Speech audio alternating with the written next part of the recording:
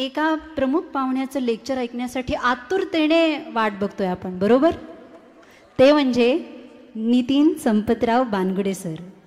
शिवव्याख्याते, इतिहास अभ्यासक, लेखक, प्रेरणादायी वक्ते, शिवसेना उपनेते अशी ओळख असलेले नितीन बानगुडे पाटील यांचे सातारा जिल्ह्यातील रहिमतपूर येथील सर्वसामान्य इतर मध्यमवर्गीय कुटुंबाप्रमाणे कुटुंब होतं. त्यांचं प्राथमिक शिक्षण त्यांचे मूळ गाव रहिमतपूर येथे पूर्ण झालं. नितीन बानगुडे पाटील सर यांना सातारा येथून BEd शिक्षण पूर्ण केलं. कराड येथून बॅचलर ऑफ जर्नलिझमचे शिक्षण पूर्ण केले आणि पुढे त्यांनी पुणे विद्यापीठातून भौतिकशास्त्र MSc ही पदवी संपादन केली. रौद्र ही त्यांची कादंबरी व शंभूराजे हे त्यांचे महानाट्य विशेष गाजले आहे. नितीन बानगुडे पाटील सर चौथीमध्ये असताना पहिल्यांदा वक्तृत्व स्पर्धेमध्ये सहभागी झाले. तेव्हा ते पहिल्यांदा व्यासपीठावर उभे राहिले होते. या स्पर्धेत त्यांना प्रथम क्रमांकाचे पारितोषिक मिळाले होते. त्यांचे वडील त्यांना गावामध्ये नेहमी कीर्तन ऐकण्यासाठी घेऊन जायचे आणि तिथूनच नितीन बानगुडे पाटील सर यांना आपल्या संस्कृतीची, इतिहासाची आवड निर्माण झाली. जेव्हा जेव्हा त्यांची व्याख्यानं आयोजित केली जातात तेव्हा अनेक श्रोते अगदी आवडीने त्यांच्या व्याख्यानांना उपस्थिती दर्शवतात. त्यांचे भाषण ऐकताना अंगावर अक्षरशः काटा येतो, कारण ते इतिहासातला घडलेला प्रत्येक क्षण अतिशय उत्तमरित्या त्यांच्या श्रोत्यापर्यंत पोहोचवतात. या व्यतिरिक्त महाराष्ट्रातील गडकिल्ल्यांच्या संवर्धनांसाठी ते नेहमीच तत्पर असतात. वृक्ष लागवड तसेच पर्यावरण रक्षण व्हावे म्हणून त्यांनी विविध उपक्रम राबवले आहे. आज अनेक तरुण मुलं त्यांचे मार्गदर्शन घेऊन आयुष्यामध्ये पुढे जाऊन सकारात्मक बदल घडवून आणत आहे. मी नितीन संपतराव बानगुडे पाटील सरांना विनंती करते की त्यांनी मंचावर यावं. ज्यांच्या कुशीतून स्वराज्याचं देखणं स्वप्न निर्माण झालं त्या राजमाता मासाहेब जिजाऊंची आज जयंती. भारतीय धर्मसंस्कृतीची पताका ज्यांनी अमेरिकेच्या शिकागोमध्ये फडकावली त्या स्वामी विवेकानंदांची जयंती. या दोहोंना अभिवादन करतो. मासाहेब जिजाऊंच्या संस्कारांचा वसा आणि वारसा घेत कार्यरत असलेली जिजाऊ सामाजिक आणि शैक्षणिक संस्था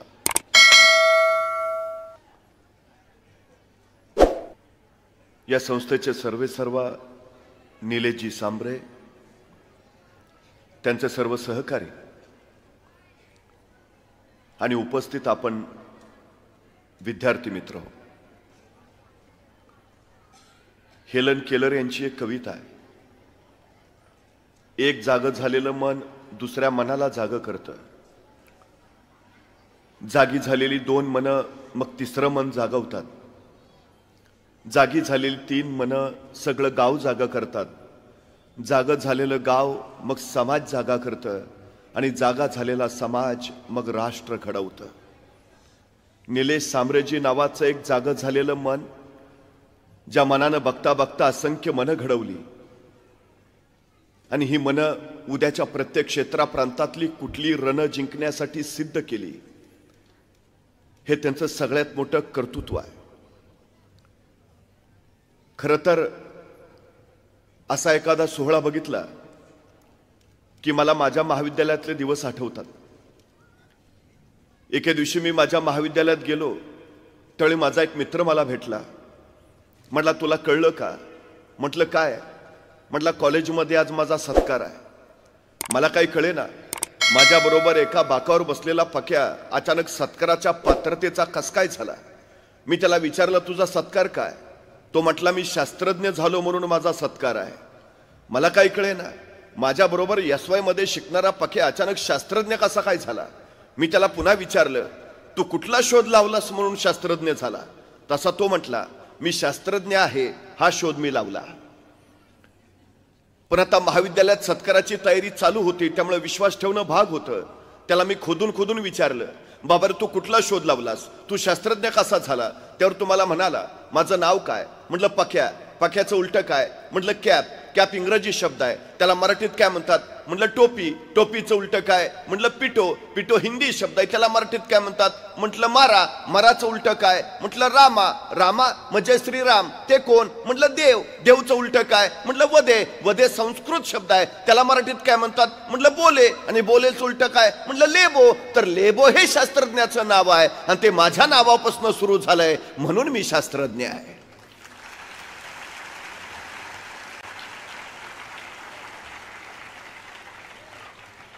पण मित्रांनो, हाच पक्या आज प्रकाश सावंत या नावानं देशासाठी शास्त्रज्ञ म्हणून काम करतो आहे. ही माझ्या दृष्टीनं आनंदाची आणि अभिमानाची गोष्ट आहे. हेच वय असतं, हाच काळ असतो. याच काळामध्ये प्रेरणा पेरता येतात, याच काळामध्ये उर्मी भरता येतात, याच काळामध्ये मनगट मजबूत करता येतात, मन घडवता येतात. काहीतरी करू पाहण्याची, करून दाखवण्याची, घडवण्याची, घडवू पाहण्याची जिद्द याच काळामध्ये पेरली जाते. आणि हेच विलक्षण कार्य जिजाऊ शैक्षणिक आणि सामाजिक संस्था करते, हे अत्यंत महत्वाचं आहे. मानवी व्यक्तिमत्वाचे संशोधक आणि जीवशास्त्रीय अभ्यासक असं सांगतात की नुकतंच जन्माला आलेलं एखादं नवजात बाळ तुम्ही आम्हाला आणून द्या आणि त्याला काय बनवायचंय ते सांगा, आम्ही त्याला ते बनवून देतो. हवं ते बनवता येतं, हवं ते घडवता येतं. तुम्हाला डॉक्टर बनायचंय, बनवू शकता. इंजिनियर बनायचंय, बनवू शकता. शास्त्रज्ञ बनायचंय, बनवू शकता. अभिनेता बनायचंय, बनवू शकता. क्रिकेटपटू, नाटककार, जे हवं ते. ओल्या मातीच्या गोळ्याला जर हवा तसा आकार देता येत असेल तर जिवंत हाडामांसाच्या गोळ्याला सुद्धा हवा तसा आकार देता येतो. फक्त माती ओली हवी आणि वय संस्कार क्षम हवं. योग्य वेळी जर योग्य ते मिळालं तर माणसं हवी तशी घडवता येतात. हा या निसर्गाचा सगळ्यात मोठा सिद्धांत आहे. मी निलेशजी समोर यांचं कौतुक यासाठी करतो की आपण या विद्यार्थ्यांना योग्य वेळी योग्य ते देत आहात, हे सगळ्यात आणि सगळ्यात महत्वाचं. खरं तर वर्तमानपत्रामध्ये एक जाहिरात आली होती. ही जाहिरात फोटोग्राफरांसाठी होती आणि त्या जाहिरातीमध्ये असं लिहिलं होतं की अत्यंत निरागस, अत्यंत निर्मळ, ज्याच्या चेहऱ्यावर कुठल्याही वाईट भावनांचा लवलेश नाही, अशा एखाद्या निरागस चेहऱ्याचा फोटो काढून स्पर्धेला पाठवून द्या. एक फोटोग्राफर विचार करत बसला, निरागस चेहरा, निर्मळ चेहरा, ज्याच्या चेहऱ्यावर वाईट भाव नाही असा चेहरा, अरे शोधायचा कुठलं? सगळी माणसांचे चेहरे बघितले तर विस्कटलेले, खुनशी, क्रूर, दुसऱ्याचं वाईट चिंतणारे. अशा या काळात अत्यंत निरागस चेहरा आपल्याला मिळणार कुठून? त्या फोटोग्राफरने विचार केला आणि काही लक्षात आल्यावर त्यानं समजलं की नुकतंच जन्माला आलेलं एखादं नवजात बाळ असेल, निरागस असतं, निर्मळ असतं, त्याच्या चेहऱ्यावर वाईट भावनांचा लवलेशही नसतो. अशा नुकत्याच जन्माला आलेल्या निरागस बाळाचा फोटो काढून स्पर्धेला पाठवूया. त्या फोटोग्राफरनं अशा मुलाचा फोटो काढला, स्पर्धेला पाठवला, त्याला पहिल्या क्रमांकाचं बक्षीस मिळालं. या घटनेनंतर 25 वर्ष उलटली. 25 वर्षानंतर वृत्तपत्रामध्ये पुन्हा एक जाहिरात आली की अत्यंत क्रूर, अत्यंत हिंस्त्र, ज्याच्या चेहऱ्यावर फक्त वाईट आणि वाईट भावनांचंच दर्शन घडतंय, अशा एखाद्या वाईट चेहऱ्याचा फोटो काढून स्पर्धेला पाठवा. तो परत विचार करायला लागला, हल्ली माणसं चेहऱ्यावर मुखवटे घालून फिरतात, आतून किती का वाईट असेना पण चेहऱ्यावर सगळं चांगलंच दाखवतात. अशा दुनियेमध्ये वाईट चेहरा शोधायचा कुठून, आणायचा कुठून, क्रूर कुठं भेटायचा? बराच वेळ विचार केल्यानंतर त्याच्या लक्षात आलं, एखाद्या तुरुंगात एखादा खुनी कैदी असेल, त्याचा चेहरा क्रूर असेल, वाईट असेल, खुनशी असेल, अशा एका कैद्याचा फोटो काढून स्पर्धेला पाठवूया. तो तुरुंगात गेला, अशा एका खुनशी कैद्याचा फोटो त्यांनी काढला जो अत्यंत क्रूर होता आणि तो फोटो स्पर्धेला पाठवला. त्याच्या या फोटोलाही पहिल्या क्रमांकाचं बक्षीस मिळालं, रोख रुपये 1 लाख. ते बक्षीस मिळाल्यावर त्याला असं वाटलं की हे बक्षीस माझ्या एकट्याचं नाही. या बक्षिसामध्ये ज्या कैद्याचा आपण क्रूर म्हणून फोटो काढला त्याचाही वाटा आहे. या बक्षिसातली काही रक्कम आपण त्या तुरुंगातल्या कैद्याला नेऊन दिली पाहिजे.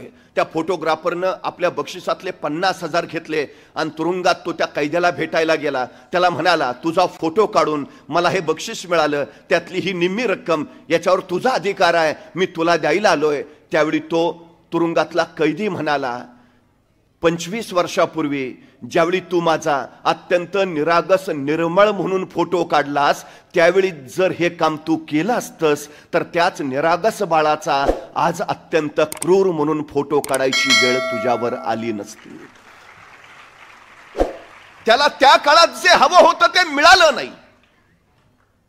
त्याच्यावर संस्कार करणारं कुणी भेटलं नाही. त्याला शिकवणारं कुणी आसपास दिसलं नाही. त्याला जगण्यासाठी पैशाची गरज होती, त्यावेळी त्याला कुशीत कुणी घेतलं नाही. आणि जगण्याची लढाई करत, संघर्ष करत तो चुकीच्या मार्गावर गेला, वाईट झाला, खुनी ठरला, कैदी झाला. तो कैदी सांगतोय, मला योग्य वेळी जर योग्य ते मार्गदर्शन, संस्कार जे हवं ते मिळालं असतं तर माझा आज तुरुंगात कैदी म्हणून फोटो काढायची वेळ तुझ्यावर आली नसती. समरे साहेब, आपण किती मोठं काम करताय आपल्याला माहिती नाही. आपण फक्त मुलं शिक्षित करतात असं नव्हे, आपण समाज घडवत आहात. या मुलांच्या वाट्याला योग्य वेळी योग्य ते देत आहात. जी यातली मुलं कुणी कलेक्टर होईल, कुणी पोलीस प्रमुख होतील, कुणी तहसीलदार होतील, कुणी डॉक्टर होतील, कुणी इंजिनियर होतील, हे जसं आज आम्ही अभिमानानं सांगू शकतो, कदाचित ज्या भागामध्ये तुम्ही काम करत आहात त्या भागामध्ये जर जिजाऊ शैक्षणिक सामाजिक संस्था नसती तर कदाचित त्याच भागातली काही पोरं तुम्हाला तुरुंगात दिसली असती आणि ती सांगत असते, जर आमच्या वाट्याला ही संस्था आली असती तर आज आम्ही असे घडले नसतो. समाजातलं हे सगळ्यात महत्वाचं कार्य आहे. सगळ्यात वेळ फार महत्वाची असते, फार महत्वाची. पण काही लोकांचा वेळ सरत नाही आणि काही लोकांना वेळ पुरत नाही.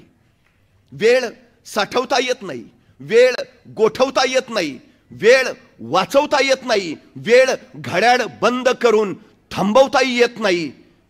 तो त्याच्या गतीनं चालत राहतो. ज्याला वेळेचं मोल आणि महत्व कळालं, ज्यांनी क्षण पकडला, त्या क्षणाची ज्याला संधी करता आली, संधीचं ज्याला सोनं बनवता आलं, त्याला आयुष्य घडवता आलं, ही सगळ्यात मोठी वस्तुस्थिती आहे. आपल्या पोरांना पहिली गोष्ट जर समजावून सांगायची असेल तर त्याला त्याच्या आयुष्याचं मोल समजावून सांगा. त्याला त्याच्या आयुष्यातल्या प्रत्येक क्षणाचं, वेळेचं महत्व समजावून सांगा. प्रत्येकाला सारखाच वेळ मिळतो असं नाही. निलेशजी समरेंनी प्रचंड मोठं वैभव उभा केलंय, हा मग करणारच, त्यांना दिवसाचे 48 तास मिळतात. आपण सामान्य माणसं, आपल्याला 24च तास असतात. नाही हो, ते मोठे झाले कारण त्यांना 48 तास, आम्ही मागं राहिलो कारण आम्हाला 24 तास नाही. प्रत्येकाला 24 तासच मिळतात. पण मिळालेल्या वेळेचा कोण कसा किती अचूक वापर करतो याच्यावर त्याचं यश ठरतं. ही सगळ्यात महत्वाची गोष्ट आहे. आमच्या मुलांना सांगा की तुझ्या वाट्याला आलेला प्रत्येक क्षण, त्याचा अचूक वापर तुला जगण्यासाठी करता आला पाहिजे, स्वतःला घडवण्यासाठी करता आला पाहिजे. 5 वर्षाचं महत्व जर तुम्हाला माहिती करून घ्यायचं असेल तर निवडणुकीत पराभूत झालेल्या एखाद्या उमेदवाराला विचारा, 5 वर्ष किती महत्वाची. तो सांगेल तुम्हाला 5 वर्षाचं महत्व. 1 वर्षाचं महत्व जर तुम्हाला माहिती करून घ्यायचं असेल तर नोकरीनं मिळालेल्या एखाद्या बेरोजगार युवकाला विचारा, 1 वर्ष किती महत्वाचं. तो महिन्याच्या पगाराचा आकडा काढेल, वर्षाचा हिशोब मांडेल आणि सांगेल माझं वर्षाचं एवढं नुकसान झालं. त्यावेळी कळेल आम्हाला 1 वर्ष किती महत्वाचं. 1 महिन्याचं महत्व जर तुम्हाला माहिती करून घ्यायचं असेल तर मातृत्वाच्या वाटेवर असणाऱ्या एखाद्या स्त्रीला विचारा, 9 महिन्यातला 1 महिना सुद्धा किती महत्वाचा. मग कळेल आम्हाला 1 महिन्याचं महत्व. 1 आठवड्याचं महत्व जर तुम्हाला माहिती करून घ्यायचं असेल तर एखाद्या साप्ताहिकाच्या संपादकाला विचारा, 1 आठवडा किती महत्वाचा. तो सांगेल तुम्हाला 1 आठवड्याचं महत्व. 1 दिवसाचं महत्व जर तुम्हाला माहिती करून घ्यायचं असेल तर मजुरीनं मिळालेल्या एखाद्या मजुराला विचारा, तो सांगेल मजुरी अभावी ज्यावेळी खोपट्यातली चूल पेटत नाही आणि चुलीतली आग ज्यावेळी पोटात पेटते त्यावेळी कळतं 1 दिवसाचं महत्व. 1 तासाचं महत्व जर तुम्हाला माहिती करून घ्यायचं असेल तर जगज्जेत्या अलेक्झांडरला जाऊन विचारा. जगाचा बादशाह होता, जगाचा सम्राट होता, पण मृत्यूशय्येवर पडला होता आणि आपल्या वैद्याकडे केविलवाणी प्रार्थना करत होता की फक्त एक तास मला जगवा, फक्त 1 तास. त्या जगज्जेत्या अलेक्झांडरला जाऊन विचारा 1 तास किती महत्वाचा. 1 मिनिटाचं महत्व जर तुम्हाला माहिती करून घ्यायचं असेल तर अमेरिकेच्या वर्ल्ड ट्रेड सेंटरवर ज्यावेळी विमान हल्ला झाला, तो विमान हल्ला होण्यापूर्वी त्या इमारतीतनं फक्त 1 मिनिट आधी सुरक्षित बाहेर पडलेल्या एखाद्या इस्माला विचारा, 1 मिनिट किती महत्वाचा. आणि 1 सेकंदाचं महत्व जर तुम्हाला माहिती करून घ्यायचं असेल तर ऑलिम्पिक मध्ये फक्त 1 सेकंदासाठी सुवर्ण पदक हुकलेल्या एखाद्या धावपटूला विचारा, 1 सेकंद किती महत्वाचा. अरे मग सेकंदा, मिनिटा, तासा, दिवसाचं मोल जर एवढं असेल तर आमच्या वाट्याला आलेल्या आयुष्याचं मोल किती, हे ज्या दिवशी आम्हाला कळेल त्या दिवशी आम्हाला जगणं आणि आमचं आयुष्यातलं भविष्य उमजेल. ही सगळ्यात आणि सगळ्यात महत्वाची गोष्ट आहे. सगळ्यात महत्वाची. आपलं ध्येय ठरवा, आताच ठरवा. जितक्या लवकर ठरवाल तितके अधिक उंचीवर जाल, जितका उशीर कराल तितके मागे मागे राहाल. पहिली गोष्ट, पटकन निर्णय घ्या. आमची अडचण काय माहिती आहे? इंग्रजांनी 150 वर्ष आमच्यावर राज्य केलं.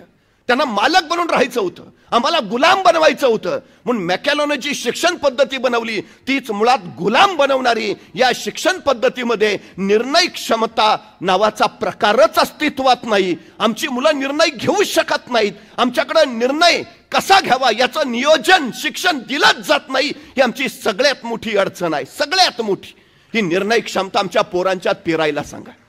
सगळ्यात महत्वाची गोष्ट, निर्णय क्षमता रुजवायला शिकवा.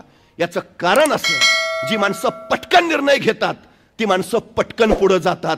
जी माणसं निर्णय घेण्यासाठी प्रचंड वेळ लावतात ती मागं मागं मागं राहतात. हा सगळ्यात मोठा वस्तुपाठ आहे. पोरांना सांगा, निर्णय का नाही घेत, तर निर्णय चुकला तर याची भीती प्रत्येकाच्या मनात असते. यश आणि आपण यांच्यामध्ये फक्त भीती उभा असते, दुसरं कुणीही उभा नसतं. हे पहिलं लक्षात ठेवा. आणि भीतीवर विजय मिळवायचा एकच मार्ग आहे, तिच्यावर सरळ आक्रमण करा. बचावाचा सर्वोत्तम पर्याय आक्रमण, बस. दुसरा प्रकारच अस्तित्वात नाही. कसली भीती आहे? बरं, ही अडचण सुद्धा हल्ली काय आहे माहिती आहे? आमची लोक निर्णय का घेत नाहीत? भीती, सतत भीती. ही भीती कुठून येते? ही आमच्या मनात ठसवली जाते. अजूनही मराठी माणसाला व्यापार जमत नाही, मराठी माणूस उद्योग करू शकत नाही, मराठी माणूस एकत्र येत नाही. ह्या संकल्पनाने जन्म घेतला कुठून? भीतीतून. कुठून आली ही भीती? ही निर्माण केली गेली जाणीवपूर्वक. आमच्या पोरांचं तसंच आहे. मला जमेल का, करेन का, होईल का? त्याला स्वतःवर विश्वास नाही का? कारण त्याच्या क्षमतांची त्याला ओळख नाही का? कारण त्याला काय करायचं हेच कळत नाही का? कारण त्याला स्वतःचा निर्णयच घेता येत नाही. त्याच्यातली सगळ्यात मोठी अडचण आहे. सगळ्यात. त्याला सांगा, तू निर्णय घे. चुकला काय होईल? अनुभव येईल आणि बरोबर आला यश येईल. नुकसान कुठं काय आहे? सगळ्यात महत्वाची गोष्ट, यशस्वी कोण होतं? जे योग्य निर्णय घेतात ते नव्हे, तर घेतलेला निर्णय योग्यच होता हे जे सिद्ध करतात ते. होऊ दे काय व्हायचंय ते, भीतीवर सरळ आक्रमण करा. आणि आम्ही लक्षात घेतली पाहिजे कशी घडतात हो मुलं. आमच्या घरात एखादं लहान रांगणारं मूल असतं. आई स्वयंपाक करत असते, आईचं लक्ष नाही ते पाहतं आणि ते रांगणारं पोर अंधाराच्या दिशेनं झेपावतं. अचानक आईचं लक्ष जातं आणि आई तिथूनच ओरडते, ए नको जाऊ, अंधारात भाऊ असतो, नाही जायचं. ते पोर तिथंच थबकतं. आई परत स्वयंपाकाला लागते. आईचं लक्ष नाही बघून ते पोर परत अंधाराकडे झेपावतं. त्याला कुतूहल आहे, उजेडात काय आहे त्याला कळतंय, अंधारात काय आहे त्याचं कुतूहल आहे, ते झेपावतं. धाडस जन्मजात त्याच्यात आहेच. तुम्ही कधी बघा, मोठा माणूस ज्वाळा कधीच हातात धरणार नाही, पण लहान मुलं कुठलाही विचार न करता जाळ हातात धरतात. कारण धाडस नैसर्गिक आहेच त्याच्यात. आईचं ऐकून ते परत थबकतं, पण परत आई स्वयंपाकाला लागते आणि आईचं लक्ष नाही बघून ते रांगणारं पोर परत अंधाराकडे झेपावतं. मग मात्र आई पाहते, संतापते, उठते, त्या पोराला उचलते आणि लांब नेऊन ठेवते. सांगते, सांगितलं ना नाही जायचं, अंधारात भाऊ असतो, नाही जायचं. त्या मुलाच्या अर्धजागृत मनावर कायमचा संस्कार होतो, अंधारात भाऊ असतो. पट्ट्या पुढं 2 पोरांचा बाप झाला तरी अंधारात जात नाही. मला सांगा, एवढ्या संख्येनं तुम्ही बसलाय, कधी कुणी भाऊ बघितलाय का? मग नसलेला भाऊ का डोक्यात घेता? जो अस्तित्वातच नाही, जी भीती, जो प्रकारच नाही, ते कशाला डोक्यात रुजवता? गणित नाही अवघड आहे रे, कुणी सांगितलं तुला? करून तर बघ, आक्रमण कर त्याच्यावर. गणित शरण आल्याशिवाय राहणार नाही, हे सांगा त्याला. अडचणीचं काय आहे? अशक्य हा शब्द फक्त मूर्खांच्या शब्दकोशात असतो, शहाण्यांच्या नव्हे. हे पहिलं लक्षात घ्या. जमत नाही, जमणार नाही, होणार नाही ही कारणं देणं ही यशस्वी माणसाची कामच नव्हेत. जी कारणं देतात ती यशस्वी होत नाहीत, आणि जे यशस्वी होतात ती सबबी कधी सांगत नाहीत. ही पहिली गोष्ट लक्षात घ्या, सगळ्यात महत्वाची. स्वामी विवेकानंद एका मंदिराच्या पायऱ्यावरनं मंदिराकडे जात होते. अचानक समोरून त्यांच्याकडे माकडं धावत यायला लागली, अंगावर यायला लागली. तशी स्वामीजी भ्याले, वळाले आणि सरळ पळायला लागले. तोपर्यंत एक साधू काढला, ए थांब, पळतोस कुठं, सामोरं जा, त्यांना सामोरे जा. विवेकानंदांनी साधूंचं ऐकलं आणि ते सरळ वळले आणि माकडांच्या दिशेनं दमदार पावलं टाकत निघाले. स्वामीजी आपल्याकडे येत आहे ते बघितलं आणि ती माकडं सरळ पळून गेली. स्वामी विवेकानंद सांगतात, संकटांना घाबरून जर तुम्ही पळून गेलात तर संकट तुमच्या मागे येत राहतील, पण संकटांना तुम्ही दमदारपणे सामोरं गेलात तर संकट तुमच्यापासून पळून जातील. ज्या गोष्टीची भीती वाटते ना त्या गोष्टीवर सरळ आक्रमण करा. सगळ्यात महत्वाची गोष्ट आहे सरळ, कारण भीती गेल्याशिवाय तुम्ही विजय मिळवू शकत नाही. ही पहिली महत्वाची गोष्ट आहे, सगळ्यात महत्वाची. मासाहेब जिजाऊंनी शिवरायांवर कसा संस्कार केला? 40,000 फौजांशी अफजल खान चालून आलाय. तो अफजल खान ज्यांनी शहाजीराजांना कैद केलं, तो अफजल खान ज्यांनी मासाहेब जिजाऊंचे थोरले पुत्र संभाजीराजांना कनकगिरीच्या वेड्यात ठार मारलं, तोच अफजल खान आता भोसले कुलवंशामध्ये एकुलत्या एक राहिलेल्या शिवरायांवर चालून आला. काय अवस्था असेल एकाईची, एकुलता एक पोर, आणि त्यालाही मारायला हा अफजल खान येतोय. काय म्हटल्या मासाहेब त्यावेळी महाराजांना, राजे एवढी वेळ दुसऱ्या कुणाला पाठवलं तर नाही का जमायचं? नाही, एकुलते एक तुम्ही, तुमचंच काय बरं वाईट झालं तर म्हातारपणे आम्ही कुणाच्या तोंडाकडे बघावं?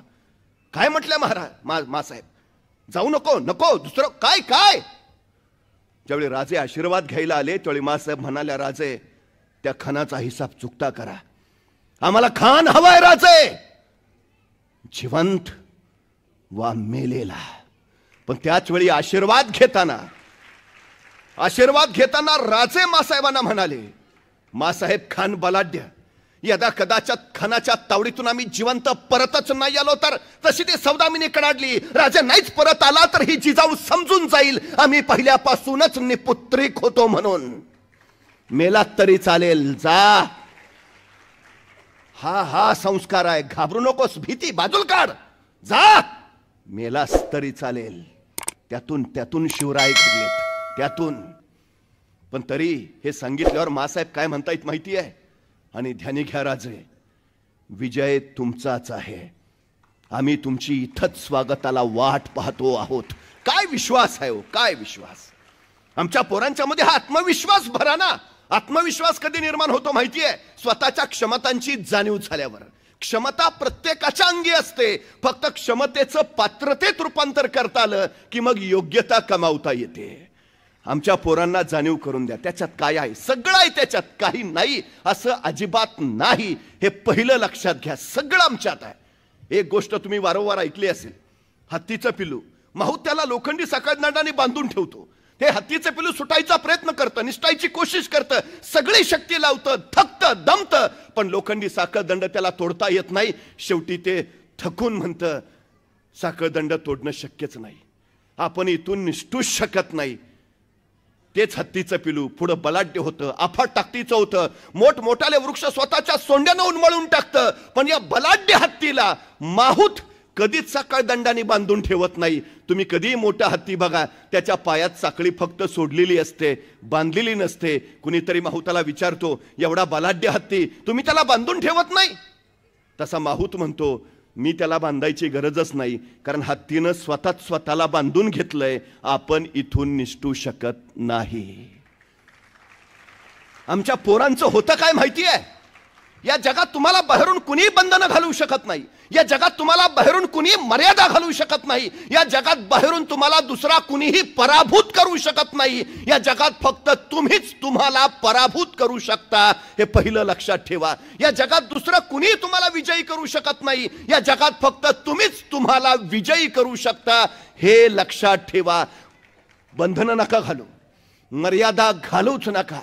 आपण हवं ते करू शकतो, हवं तसं करू शकतो, हवं ते घडवू शकतो, हा विश्वास एकदा उरात येऊ द्या. सगळ्यात महत्वाचं आहे ते सुरुवात करा, सुरुवात करा. जे काही करायचंय सुरुवात करा. रिंगाळत बसायचं नाही, पटकन पटकन निर्णय घ्यायचा आणि कामाला लागायचं. तुम्ही चंद्रयान मोहिमेबद्दल ऐकलंय, मला एका प्रश्नाचं उत्तर द्या. चंद्रावर पहिलं पाऊल कुणी ठेवलं? नील आर्मस्ट्रॉंग. पण खरंच नील आर्मस्ट्रॉंगच चंद्रावर पहिलं पाऊल ठेवणार होता का? याचं उत्तर आहे नाही. चंद्रावर पाऊल ठेवणार होता एडविन सी अल्डारिन. तो अपोलो यानाचा प्रमुख पायलट होता, तो अमेरिकेचा वैमानिक होता, स्पेस वॉकिंगचा त्याला अनुभव होता.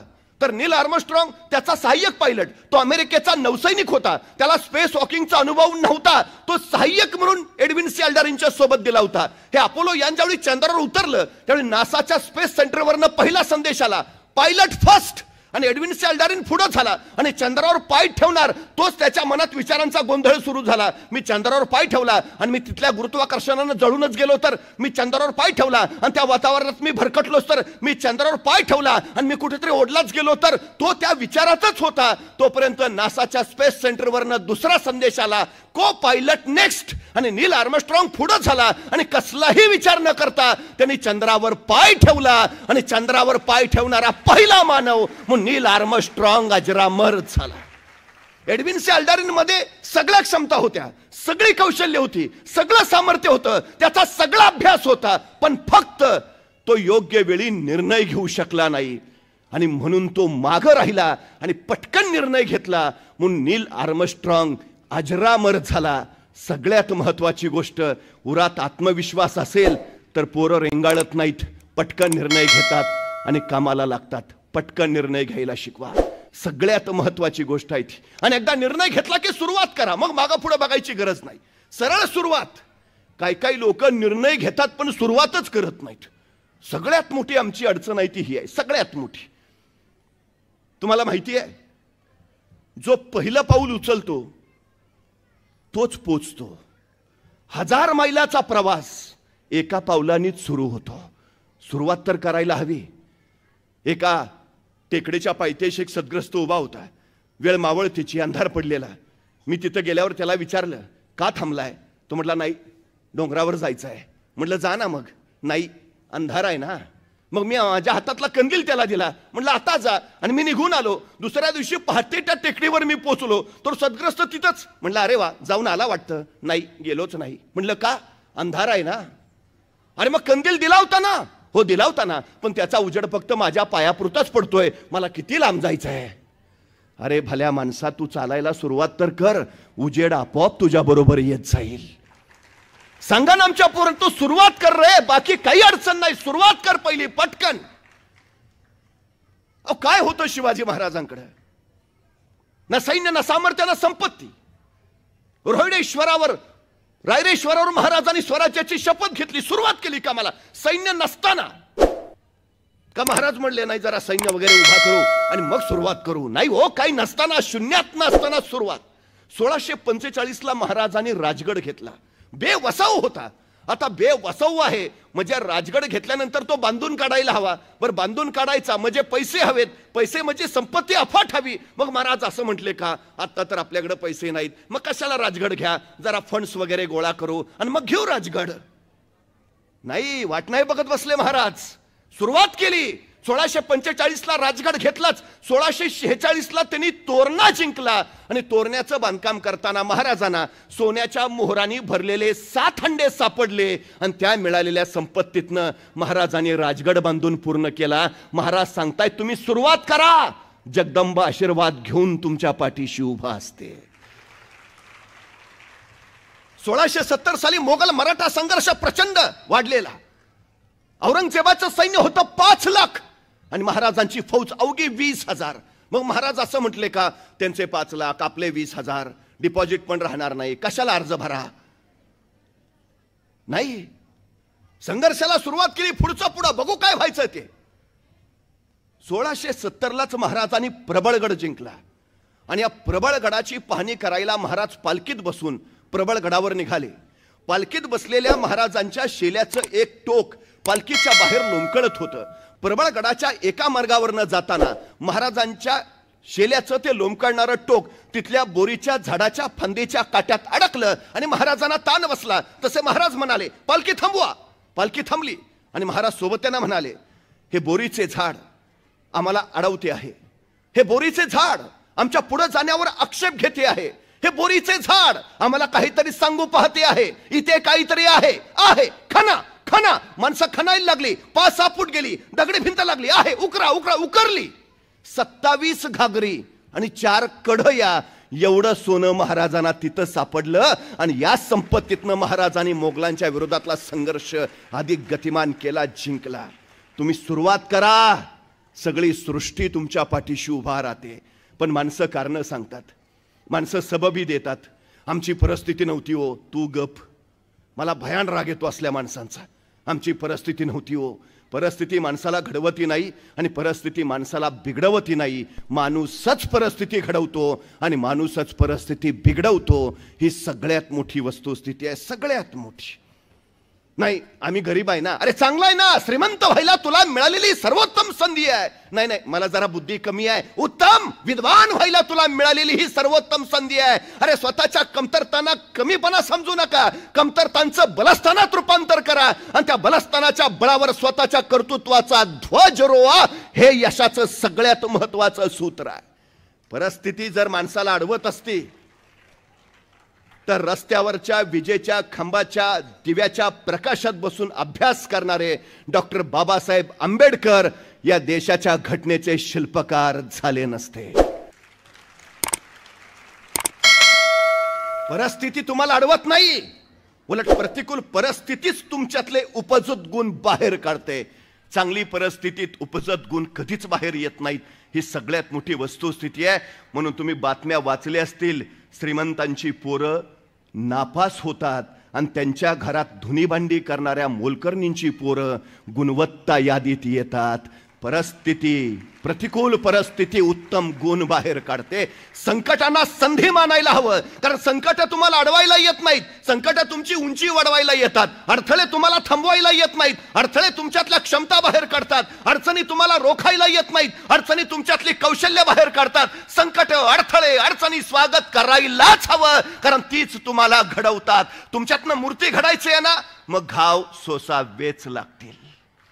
ज्या दगडावर घाव बसताय त्यांना समजून जावं, आपल्यातून सुंदर मूर्ती घडायची आहे. म्हणून हे घाव वाट्याला येत आहेत. ज्या दगडावर घाव पडत नाहीत त्याच्यातून मूर्ती कधीच तयार होत नाही. ही सगळ्यात मोठी गोष्ट आहे, सगळ्यात मोठी. लाल बहादूर शास्त्री रामनगरहून शाळेला जायचे. मध्ये गंगा नदी होती. नाविकाला द्यायचे पैसे त्यांच्याकडे नसायचे. शाळेच्या वेळेस ते गंगेच्या काठावर यायचे. कुणीतरी नाविक म्हणायचा, ए लाल बहादूर चल येतोयस ना शाळेत. आणि लाल बहादूर म्हणायचं, नाही तुम्ही जा. का रे? नाही माझ्याकडे पैसे नाही आहेत. अरे असू दे नंतर दे. नंतर तरी कुठून येतील? आई सांगते, कुणाच्या उधारीचं ओझं आपल्या डोक्यावर नको ठेवूया, तुम्ही जा मी येतो. ती नौका गेली की लाल बहादूर शास्त्री आपल्या अंगावरचे कपडे काढायचे. त्या कपड्यात वह्या पुस्तकं गुंडाळायचे आणि तीच वह्या पुस्तकं कपड्यांसहित डोक्याला मुंडासं म्हणून बांधायचे आणि सरळ गंगे नदीत उडी घ्यायचे आणि पोहत पोहत पलीकडे जायचे. काठावर उतरायचे, कपडे अंगावर परिधान करायचे, पुस्तकं हातात घ्यायचे आणि वर्गात जाऊन बसायचे. परिस्थितीशी लढत संघर्ष करत तेच लाल बहादूर शास्त्री या देशाचे पंतप्रधान झाले. हे आम्ही लक्षात ठेवायला हवं. एपीजे अब्दुल कलाम रामेश्वरमला वृत्तपत्र वाटायचं काम करायचे, पेपर वाटायचे. पेपर वाटणारे ते एपीजे अब्दुल कलाम या देशाचे राष्ट्रपती झाले. रिहा बुलोज नावाची 11 वर्षाची फिलिपाईन्स मधली मुलगी प्रचंड वेगात धावायची. तिच्या शाळेच्या धावण्याच्या स्पर्धेमध्ये ही रिहा पहिली आली आणि तिची राष्ट्रीय धावण्याच्या स्पर्धेसाठी निवड झाली. त्या दिवशी ही 11 वर्षाची रिहा धावत धावत आनंदात आपल्या वडिलांजवळ आली. बाबा बाबा मी शाळेच्या धावण्याच्या स्पर्धेत पहिली आली, आता मला राष्ट्रीय स्पर्धेत धावायचंय, माझी निवड झाली आहे. वडिलांनी जवळ घेतलं, कुशीत घेतलं, डोक्यावरून हात फिरवला. खूप छान रिहा, अभिनंदन. पण त्याच वेळी वडिलांच्या कुशीतनं बाजूला होत रिहा म्हणाली, पण बाबा आता राष्ट्रीय स्पर्धेत धावायचंय ना. हा बेटा मग मला धावण्याचे बूट हवेत बाबा. राष्ट्रीय स्पर्धेत स्पोर्ट शूज घालूनच धावावं लागेल ना. त्याच्या आधी मला तसा सराव करावा लागेल. बाबा धावण्याचे बूट घ्या ना मला. वडील म्हटले घेऊया ना बाळा, जरूर घेऊया. आणि त्या आनंदात रिहा सरावाला निघून गेली. सराव करत राहिली. राष्ट्रीय स्पर्धा तोंडावर आली. 4-8 दिवस राहिले आणि ही रिहा आपल्या वडिलांजवळ आली. बाबा स्पर्धा 4 दिवसावर आली आहे, तुम्ही धावण्याचे बूट घेतो म्हटलेला. बाबा घ्या ना बूट. ते ऐकल्यावर मात्र रिहाच्या वडिलांचे डोळे पाडावले. आपल्या पोरीला जवळ घेत म्हणाले, बाळा या महिन्याचा पगारच नाही झाला, घ्यायचे होते बूट पण नाही घेऊ शकत. मी तुला धावण्याचे बूट नाही घेऊ शकत रिहा. रिहाच्या डोळ्यात पाणी तरळलं. निघून गेली. पण ती असं म्हटले नाही, आता मला बूट नाहीत ना मग मी धावणारच नाही. नाही, ती जिद्दीनं परत पळायला लागली, धावायला लागली, सराव करत राहिली. राष्ट्रीय स्पर्धा उजाडली. ही रिहा बुलोज त्या स्पर्धेत सहभागी झाली. बाकीचे सगळे स्पर्धक स्पोर्ट्सचे कपडे घातलेले, पायात स्पोर्ट्सचे शूज घातलेले, पळायला सज्ज. आणि ही रिहा अनवाणी पायानं उभी. एक वार तिनं आपल्या पायांकडे बघितलं, इतर स्पर्धकांचे पाय, तिचं तिलाच कसं तरी झालं. सगळे स्पोर्ट्स शूज घालून आणि मी अनवाणी पायाने. काय वाटलं कुणास ठाऊक. ती रिहा सरदिशी बाजूला झाली आणि जखमेवर बांधायच्या बँडेजच्या पट्ट्या तिनं स्वतःच्या पायावर बुटासारख्या बांधल्या आणि त्याच्यावर लिहिलं NIKE. जणू काय नायकेचेच बूट तिनं घातलेत आणि जखमेच्या बांधायच्या बँडेजच्या पट्ट्या पायाला गुंडाळून ही रिहा बुलोज धावण्याच्या स्पर्धेत उभा राहिली. स्पर्धा सुरू झाली आणि वाऱ्यासारखी तीरासारखी भयान वेगाने रिहा पळत राहिली. तिला फक्त ध्येय दिसत होतं, आपल्याला जिंकायचंय, जिंकायचंय, जिंकायचंय. बस 100 मीटर, 200 मीटर, 400 मीटर, 1000 मीटरच्या शर्यती या रिहा बुलोजनं जिंकल्या. 4 सुवर्ण पदक तिनं कमावली.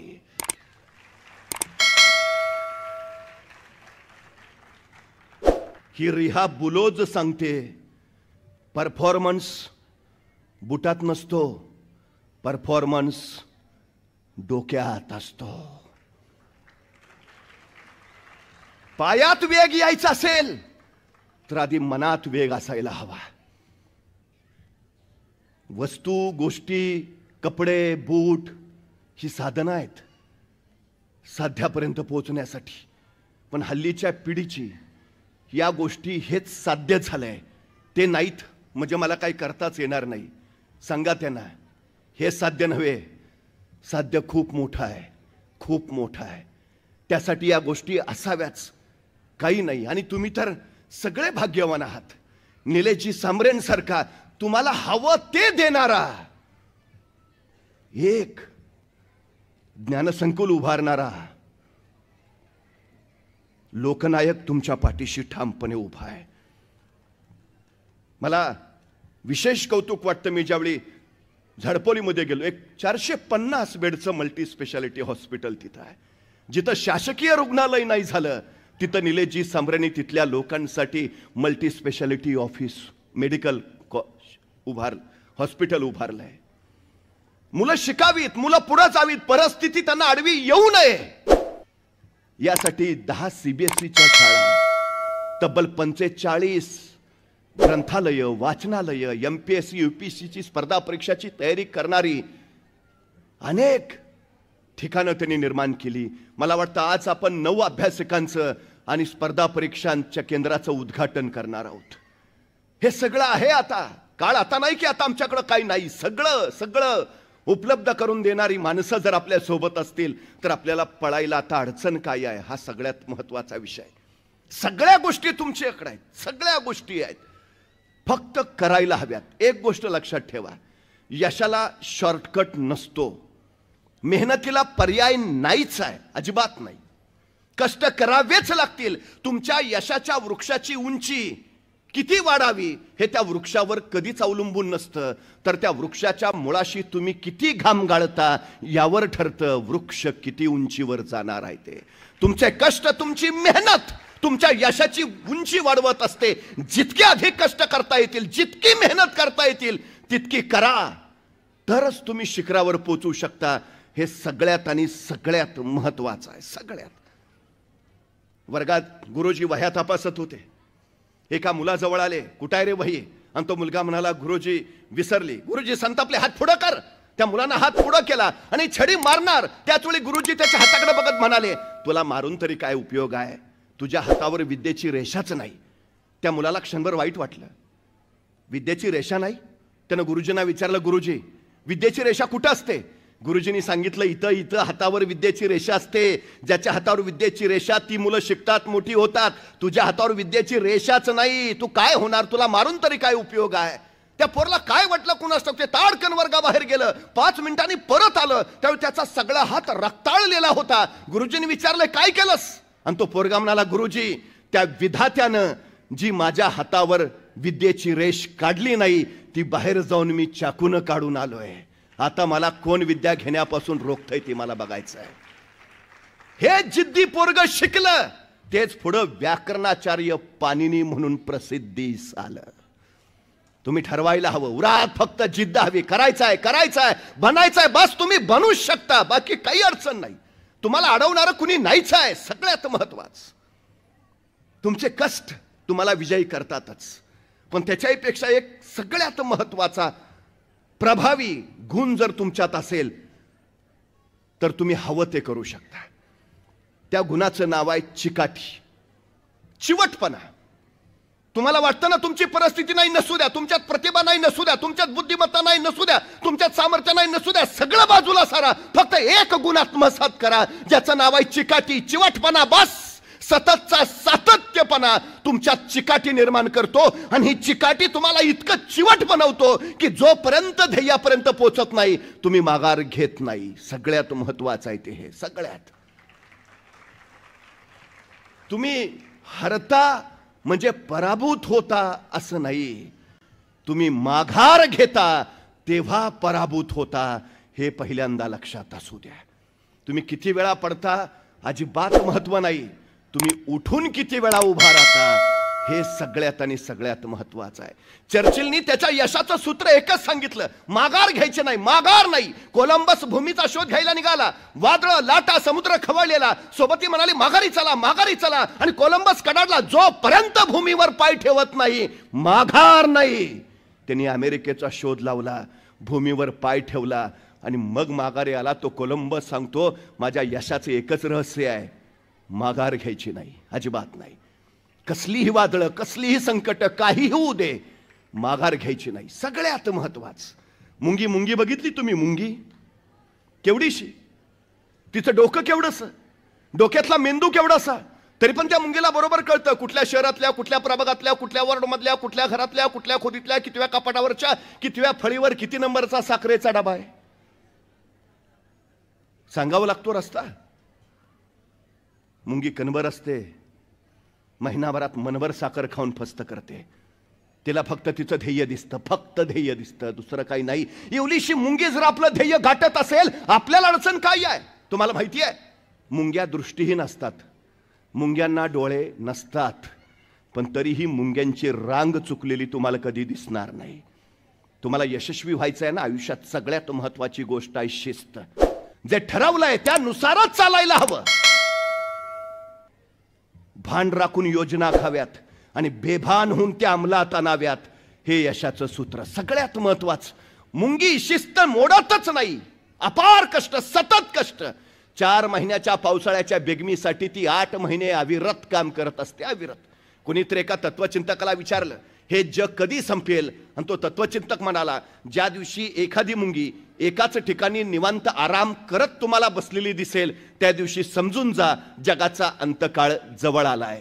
मला फक्त निवांत आरामात बसलेली मुंगी दाखवा. चुकून दिसणार नाही, चुकून दिसणार नाही. ती चुकून अविरत काम करत असते, ती अविरत. आम्ही आमच्या मुलांना सांगतो, असे कष्ट केले तर यश मिळतो. हो, इतकं काम करायचंय, मरायचंय का? कोण म्हटलं तुम्हाला कामाने माणूस मरता? माणूस कामाने कधीच मरत नाही, माणूस कामाच्या ताणाने मरतो. ताण कधी वाढतो? काम साठलं की. काम कधी साठतं? रेंगाळत ठेवलं की. रेंगाळत कधी ठेवतो? गांभीर्य नसलं की. गांभीर्य कधी नसतं? ध्येयच नसलं की ध्येय कधी नसतं? निश्चय नसला की निश्चय कधी नसतो? काय करायची मानसिकताच नसली की. ज्याला करायचं आहे तो करतोच. सगळ्यात महत्वाचं आहे ते. सगळ्यात तुम्हाला माहिती आहे, अपार कष्ट करणाऱ्या मुंग्या इतकं कष्ट करतात की सकाळी जन्माला आलेली मुंगी दुपारी मरायला पाहिजे, पण मुंग्या किती जगतात माहिती आहे? मुंग्यांच्या काही प्रजाती 35 वर्ष जगतात. 35 वर्ष. निसर्गाचं रहस्य काय माहिती आहे? जो सतत कार्यरत असतो, सतत काम करतो, तो दीर्घायुषी होतो आणि जो निवांत आरामात बसतो तो अल्पायुषी ठरतो. आमच्या पोरांना सांगा, आत्ता कष्ट केलेत तर आयुष्यभर राजासारखा राहाल, आणि आत्ता राजासारखं राहिलात तर आयुष्यभर गाढवासारखे कष्ट करावे लागतील. तुम्हाला राजा व्हायचा आहे का गाढव व्हायचा आहे हे तुम्ही ठरवायचं आहे. सगळ्यात महत्वाचं आहे ते. सगळ्यात सातत्य एकमेव गोष्ट अशी आहे की जी तुम्हाला यशस्वीच करते. पाण्याचा एक थेंब वज्रासारख्या कठीण दगडावर अखंडपणे पडत राहतो आणि एक दिवस तो दगड फुटतो. तो काय पाण्याच्या थेंबाने फुटतो? नाही, त्या थेंबाच्या सततच्या सातत्यानं तो फुटतो. ही सगळ्यात मोठी ताकद सातत्याची आहे. सातत्यामुळं तुमच्यात सवय निर्माण होते, सवयीचा सराव होतो आणि सरावाने तुम्ही सर्वोत्तम बनत जाता. ही सगळ्यात मोठी गोष्ट.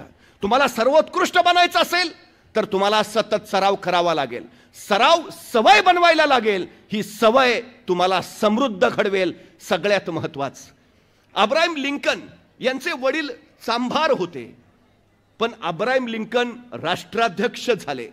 तुम्ही कोण आहात अजिबात महत्वाचं नाही, तुम्ही कोण होणार आहात हे फार महत्वाचं आहे.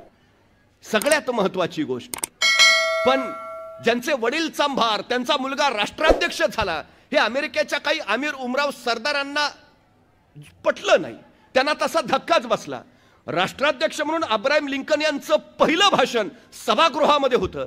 अब्राहम लिंकन भाषणासाठी आले आणि त्याच वेळी त्यांचं राष्ट्राध्यक्ष होणं खटकलेला एक अमीर अब्राहम लिंकनना म्हणाला, अब्राहम लिंकन, तुम्ही राष्ट्राध्यक्ष झाला असाल पण तुमचे वडील एक चांभार होते हे तुम्ही विसरू नका. सगळ्या सभागृहाला वाटलं की अब्राहम लिंकनचा कोण अपमान झाला, आता काय अब्राहम लिंकन बोलतायत, असा अपमान.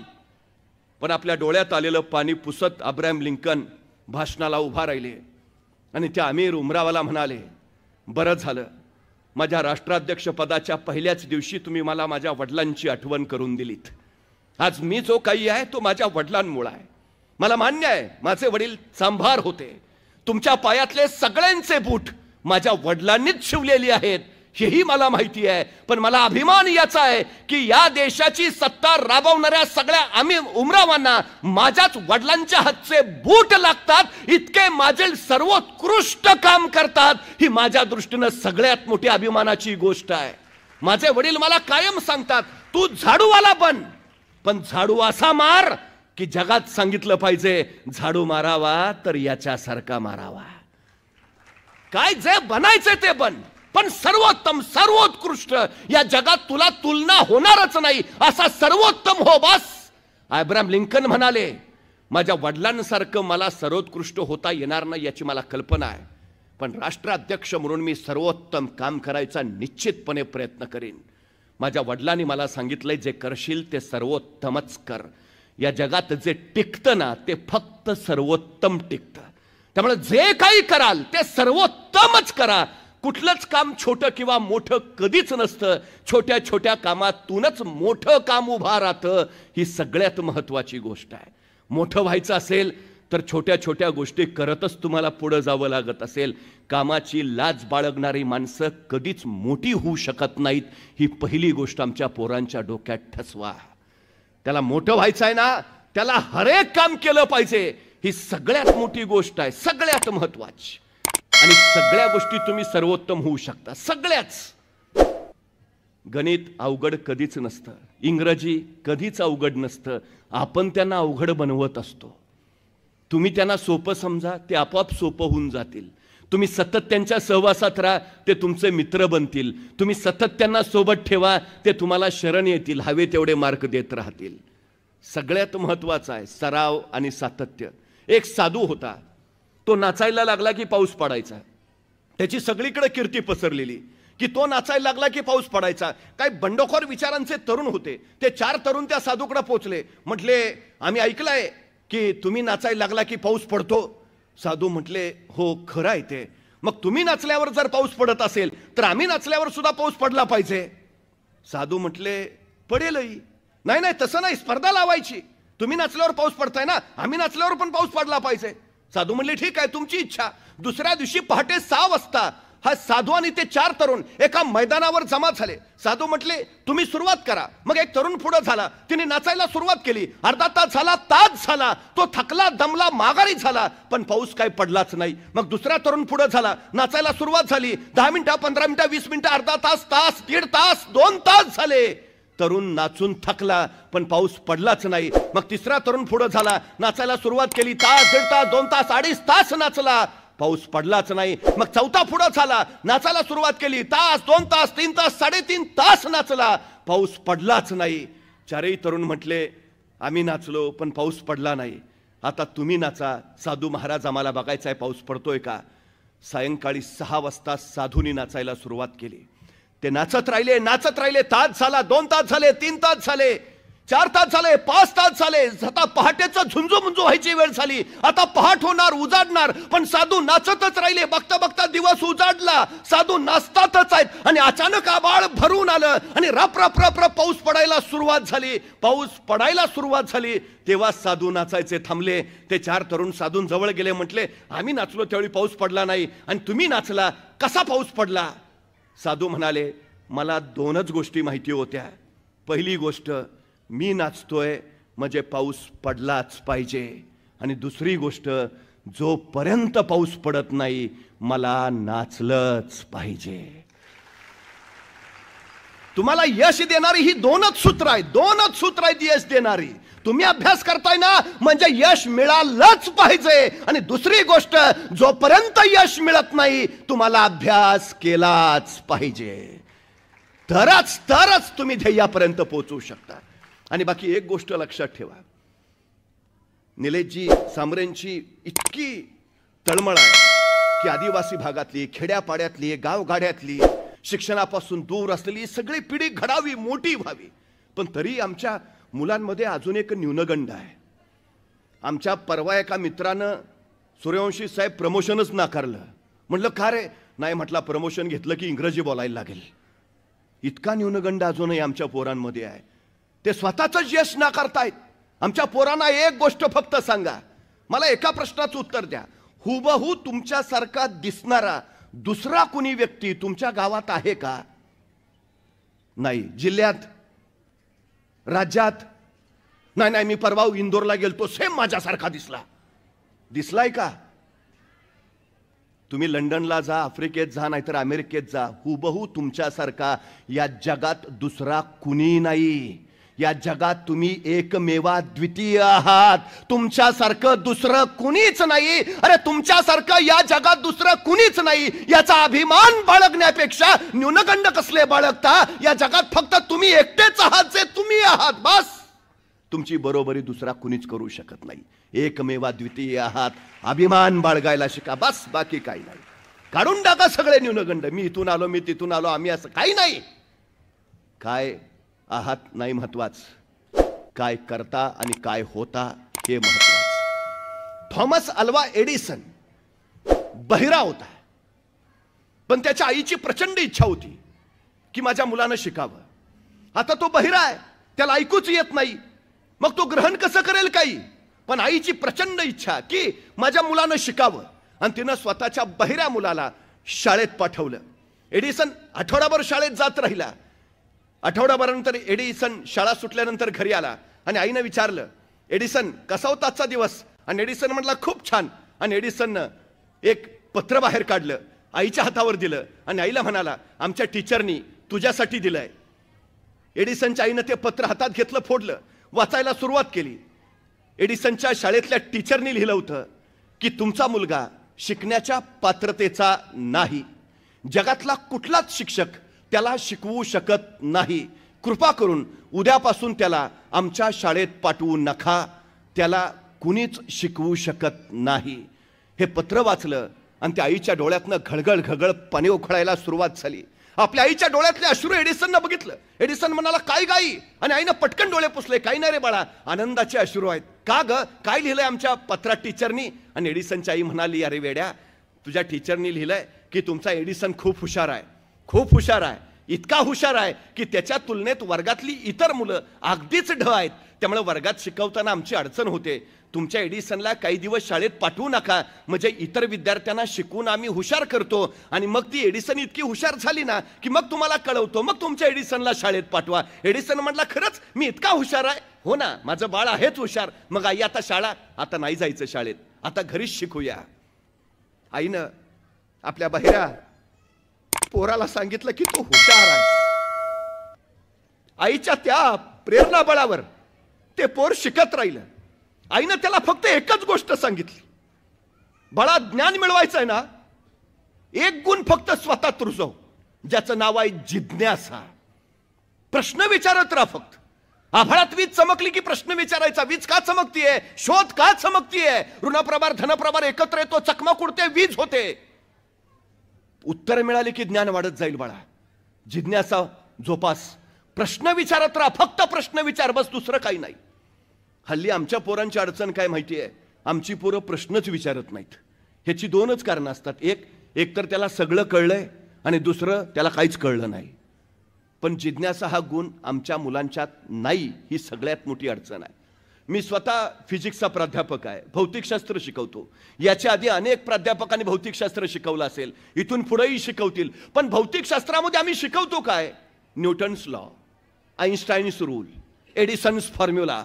मला कायम प्रश्न पडतो, न्यूटन्स लॉच का, पाटील्स लॉ का नाही, आईन्स्टाईन्स फॉर्म्युलाच का, सांब्रेज फॉर्म्युला का नाही, एडिसन्स रूलच का, सूर्यवंशीच रूल का नाही?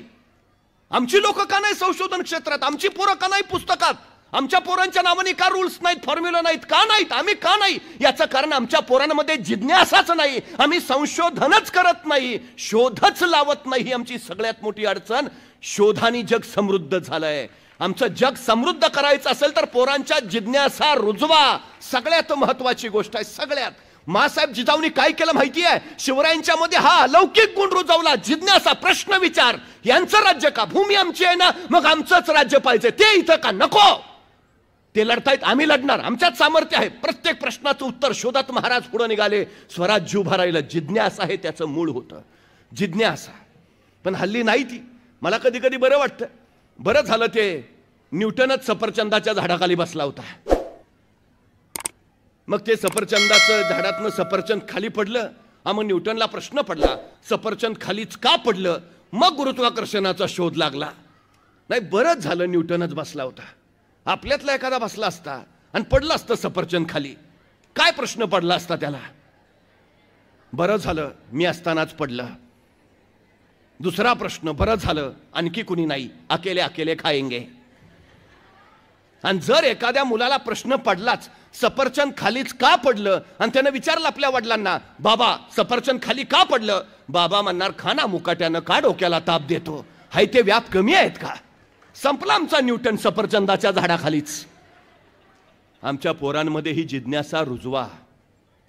एडिसनच्या आईनं एडिसन मध्ये जिज्ञासा रुजवली. तो प्रयोग करत राहिला, अखंड प्रयोग करत राहिला, प्रश्न मांडत राहिला, उत्तर शोधत राहिला. एके दिवशी थंडीचे दिवस होते. एडिसन शेकोटी करून शेकत होता. ज्वाळा धडाडल्या होत्या आणि त्याच वेळी आतून आईचा आवाज आला, एडिसन चल बस झालं, ये घरात आता, जेवायला ये.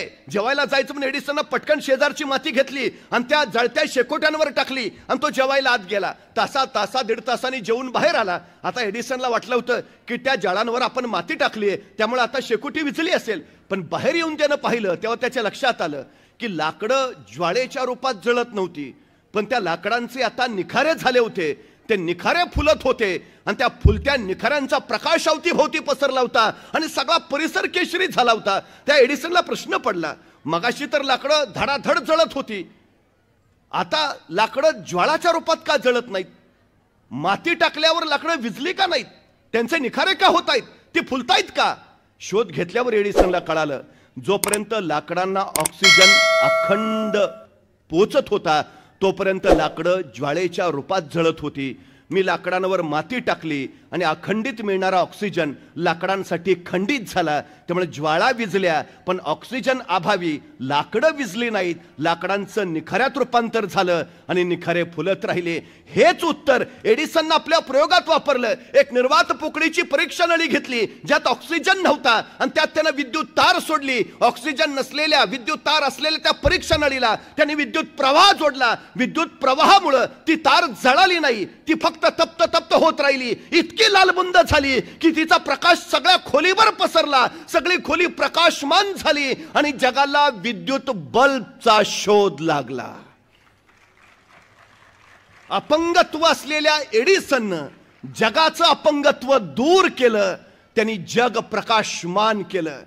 या बहिऱ्या एडिसननं तब्बल 10,000 शोध लावले आणि ही सृष्टी समृद्ध केली. 40 वर्षाचा एडिसन असताना त्याची आई निर्वतली. आईच्या निधनानंतर आईची खोली आवरावी म्हणून एडिसन आईच्या खोलीत गेला. आईची जुनी ट्रंक त्याला दिसली, ती सावरावी म्हणून आईची ती ट्रंक त्यानं उघडली. त्या ट्रंकेमध्ये 40 वर्षापूर्वी एडिसनच्या टीचरनी दिलेलं पत्र तसंच होतं. एडिसननं थरथरत्या हाताने ते हातात घेतलं, वाचायला सुरुवात केली. पत्रात टीचरनी लिहिलं होतं, तुमचा मुलगा शिकण्याच्या पात्रतेचा नाही, जगातला कुठलाच शिक्षक त्याला शिकवू शकत नाही, कृपा करून त्याला उद्यापासून शाळेत पाठवू नका, त्याला कुणीच शिकवू शकणार नाही. हे पत्र वाचत वाचत एडिसनच्या डोळ्यातनं घळ घळ घळ अश्रू खळायला लागले आणि ते पत्र आपल्या हृदयाशी घट्ट कुरवाळत तो म्हणाला, आई, या जगात मला कुणी शिकवू शकणार नव्हतं, मी शिकण्याच्या पात्रतेचा नव्हतो, पण माझ्या सगळ्या कमतरतांवर पांघरून घालून तू मला सतत सांगत राहिलीस, तू हुशार आहेस एडिसन, तू हुशार आहेस. पात्रता नसलेल्या मुलाला या आईनं इतकं हुशार केलं की त्यांनी सगळं जग समृद्ध करून टाकलं. आई मुलाची पहिली शाळा असते आणि शाळा मुलाची दुसरी आई असते. या दोन आईंच्या कुशीत मूल शिकत असतं. आपल्या मुलांच्या चुका काढण्यापेक्षा त्यांचं कौतुक करायची संधी शोधत चला, म्हणजे पोरं इतिहास घडवतील. हा एका आईनं मांडलेला सिद्धांत आहे. त्या आईचं नाव होतं राष्ट्रमाता राजमाता जिजाऊ माँसाहेब, की ज्यांनी इथल्या रानावनातल्या डोंगर दऱ्यातल्या शेतकऱ्यांच्या पोरांमध्ये स्फुल्लिंग चेतवलं, तुम्ही तुमचं राज्य घडवू शकता. आणि ही पोरं ताडकन उभा राहिली, रुमनं बाजूला टाकून हातात तलवारी घेत पोलादी मनगटाने दिल्लीच्या तख्ताला धडका मारत राहिली. अटकेपर्यंत मराठे पोचले. चोहो बाजूला शौर्याचा वनवा वनवा उसळला. लोककल्याणकारी राज्य उभा राहिलं.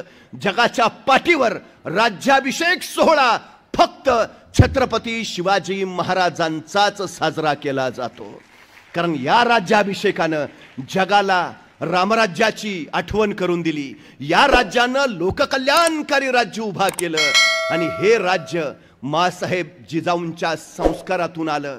350 वर्षापूर्वी माँसाहेब जिजाऊंनी जी वाट दाखवली त्याच वाटेवरनं जिजाऊ शैक्षणिक आणि सामाजिक संस्था प्रवास करते आहे. निलेजी सांबरे साहेब जिजाऊंचाच वारसा जपत पुढे जात आहेत. त्यांना मनपूर्वक शुभेच्छा देतो. पुन्हा एकदा माँसाहेबांना अभिवादन करतो. थांबतो. धन्यवाद. मनोरंजनाचं प्रबोधन, करमणुकीचं उद्बोधन, बातमी अचूक, माहिती बिनचूक. पाहत रहा राजमुद्रा न्यूज लाईव्ह.